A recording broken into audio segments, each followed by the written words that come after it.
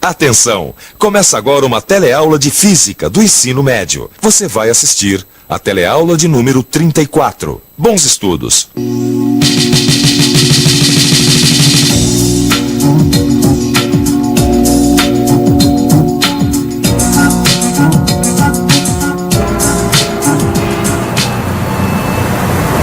Oi! Você já teve nas teleaulas passadas de física muitas noções sobre ótica. Você conheceu as leis da refração e da reflexão e como elas são aplicadas aos espelhos e lentes.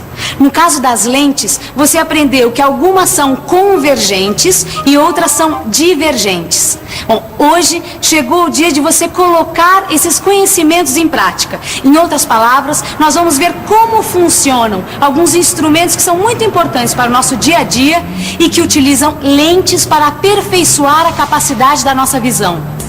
Na teleaula de hoje, você vai aprender como o olho humano recebe as imagens do mundo exterior e como os óculos podem corrigir alguns problemas comuns da visão.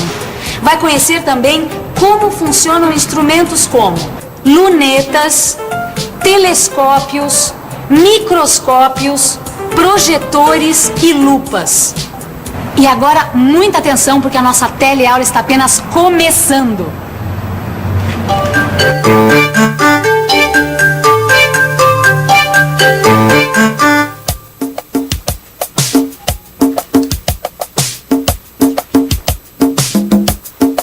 Tá difícil ler esse jornal, Vicente? Não, sabe o que é, Gil? Ultimamente as letrinhas desse jornal aqui, as mais miudinhas, estão muito embaralhadas, sabe? Ah, meio embaralhadas. É. Eu tô achando que isso daí é vista cansada, Vicente. Não. Você tá precisando mesmo é no oculista, rapaz. Não precisa. Como não? Sabe meu primo Geraldo? Sei. Então ele é um ótimo oculista, eu vou ligar pra ele. Não, ó, é só eu afastar um pouquinho mais o jornal e fica em foco. Fica bom. Afastar só um pouquinho. É. E você não tava completamente afastado ali. Olha lá, hein, rapaz. E os slides, hein? Tão Os slides, lindos, tá tão bom? maravilhosos. Quer ver? Eu vou colocar aqui pra gente projetar. Ô, Gil, como é que é o nome daquele seu primo oculista mesmo? Geraldo. Quer que eu ligo pra ele? Geraldo, grande Geraldo. Olha, a gente quer saber o seguinte, há quanto tempo você usa óculos? Há quanto tempo? Ai, já uns 7 anos. Acho que tem uns 6 anos. Desde os 6 anos de idade. E que tipo de problema o senhor tem? Hipermetropia. Uma das aplicações mais úteis da ótica na nossa vida diária, sem dúvida nenhuma, são as lentes de óculos, que fazem um monte de gente enxergar coisas que em situações normais elas não enxergariam bem. As pessoas que usam óculos enxergam as coisas de uma maneira turva, achatada, alongada. Não seria interessante se a gente conhecesse melhor como é que os nossos olhos recebem as imagens do mundo externo?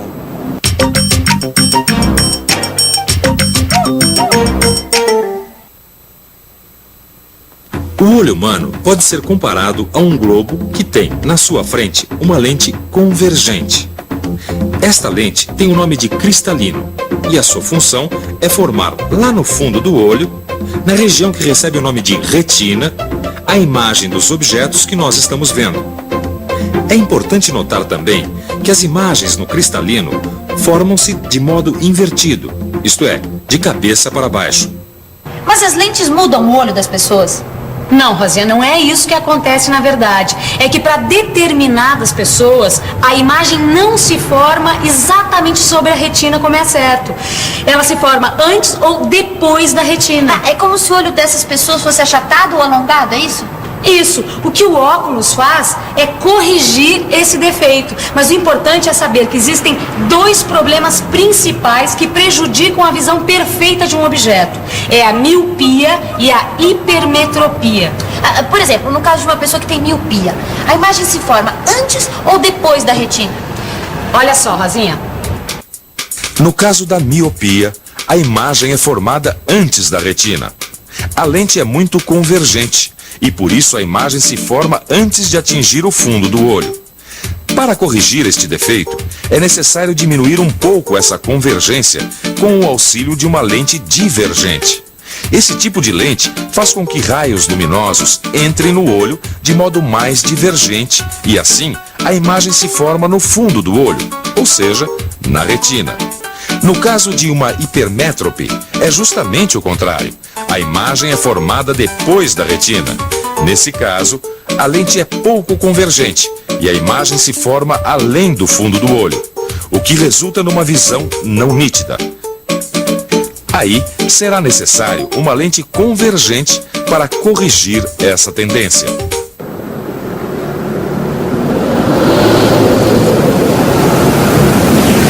Os instrumentos ópticos, eles deixam os nossos olhos mais efetivos para conhecer o mundo que nos cerca. Essa lupa aqui, por exemplo, é um instrumento óptico mais simples que nós podemos imaginar. Ela serve pra gente enxergar os pequenos detalhes das coisas. Tem gente que lê com a lupa. O funcionamento da lupa também é bem fácil de explicar. Vamos imaginar um objeto. Nesse caso, a letra R, colocado diante da lupa, de tal maneira que esse objeto fique entre o foco e o vértice dessa lente. A lupa vai produzir uma imagem virtual desse objeto. Para a construção dessa imagem, é utilizado um raio paralelo, que sai passando pelo foco, e um raio que passa pelo vértice da lente e sai sem desvio. A imagem deste objeto é maior do que o objeto, mas com a mesma orientação, e é uma imagem virtual porque se forma atrás da lente. Muitos outros instrumentos de ótica utilizam a lente convergente como princípio central do seu funcionamento. Um deles é o conhecido projetor de slides. Ah, Vicente, é só por hoje, ó. Acabou. Acabou? Pô, Ah, mas ficou bacana, hein? gostou, né? Os slides da viagem, rapaz. Eu curti bastante. Agora, sabe uma outra coisa? Eu andei xeretando como é que funciona um projetor de slide por dentro. Interessante, viu? É mesmo, rapaz? Primeira coisa que eu descobri. Ele trabalha com lentes convergentes, sabia?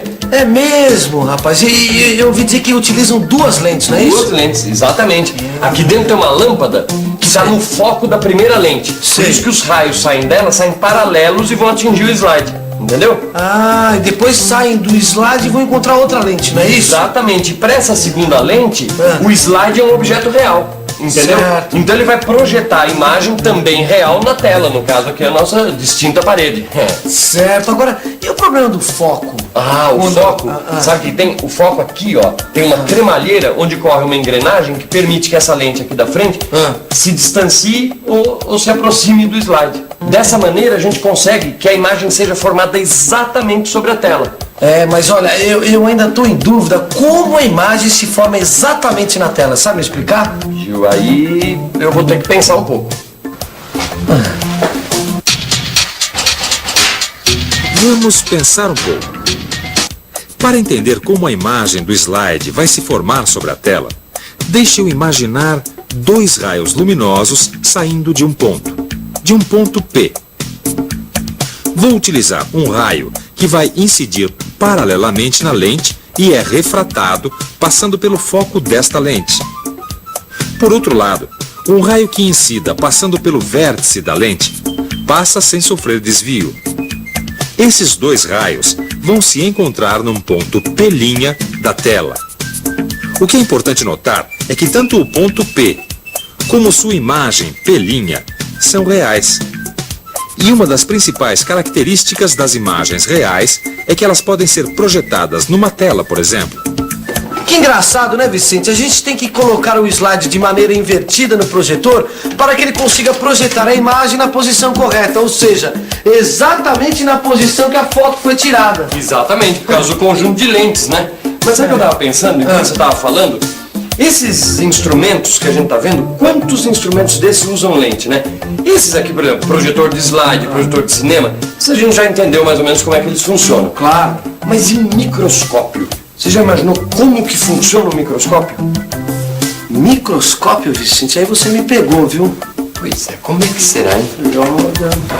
Este é o microscópio composto, né, Maristela? Exatamente. Sabe que esse é um dos instrumentos que mais fez progredir as pesquisas no campo da biologia? Ah, deve ter sido mesmo, viu?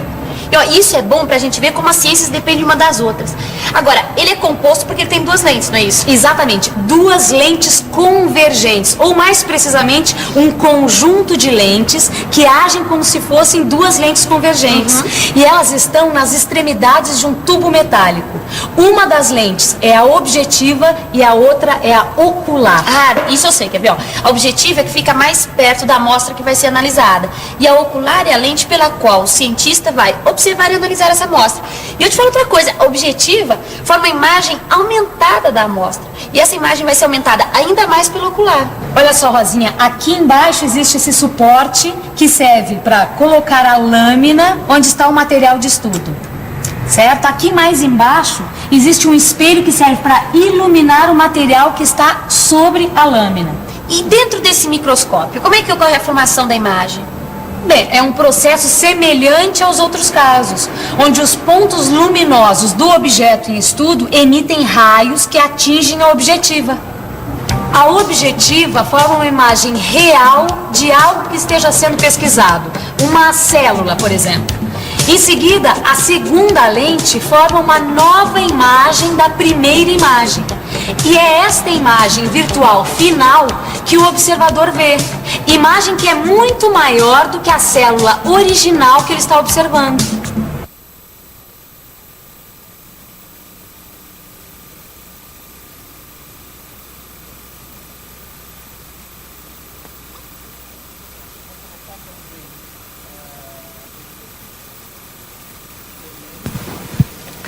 Assim como os microscópios foram muito importantes para a biologia, os telescópios e as lunetas auxiliaram muito a astronomia e trouxeram grandes progressos para o estudo do universo.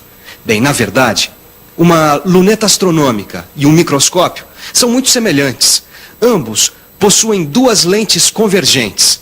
Cada uma dessas lentes fica numa extremidade de um ou dois tubos. Uma lente é objetiva e a outra lente é a ocular.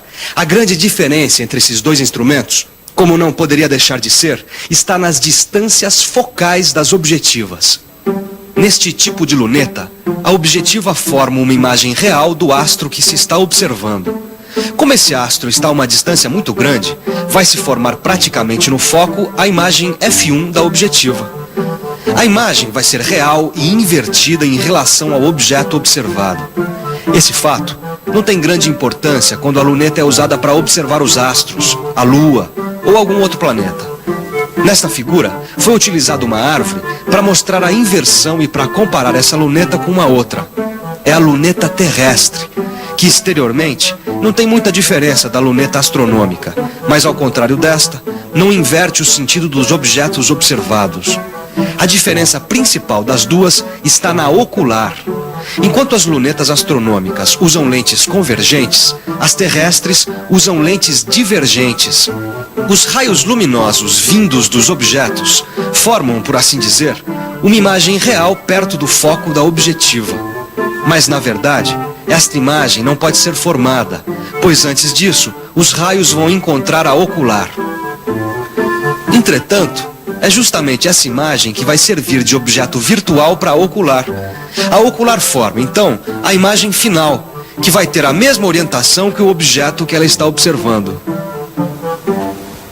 As lunetas foram introduzidas no estudo dos astros por Galileu, mas existem outros tipos de instrumentos ópticos que também são muito importantes para a astronomia, como, por exemplo, os telescópios refletores. Eles foram introduzidos por cientistas como, por exemplo, Isaac Newton. Bem, essa é outra história. Os telescópios refletores, eles usam como objetiva um espelho côncavo, que pode ser esférico ou parabólico. Existem vários tipos de telescópios refletores. Quer ficar fera em telescópio? No seu livro de física, você vai poder estudar com detalhes o funcionamento interno dos telescópios. Tchau aí, Gil. Tchau, Vicente. Bom, enquanto o Vicente vai cuidar da visão, que tal a gente fazer uma revisão, certo? E atenção, se liga aí, que é hora da revisão. Na teleaula de hoje, você aprendeu mais sobre a visão e viu como o olho humano recebe as impressões do mundo exterior. Aprendeu também como funcionam diversos instrumentos de ótica, como a lupa, o projetor de slides, o microscópio. as lunetas astronômica e terrestre e os telescópios. Bom, agora é com você. Aprofunde todas essas informações com o auxílio do seu livro de física e boa sorte. Até a próxima. Tchau. Tchau.